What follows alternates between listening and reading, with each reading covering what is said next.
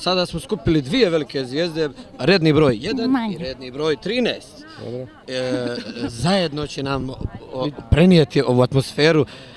Vi ste najveći konkurent. Peca, nemoj bježati, ajde, ja ću dami kao veliki džentlmen pustiti prvu riječ. Vi ste najveći konkurenti ovdje večeras.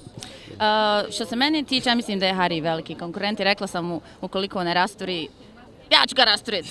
Ne, želim sve najbolje i mislim da se nema čega bojati. Švicarski predstavnik ovdje, prije svega moram da vam kažem, iza te pjesme stoji jedan mag, jedan od najvećih ljudi Eurosonga u istoriji, Rav Zivil, tako?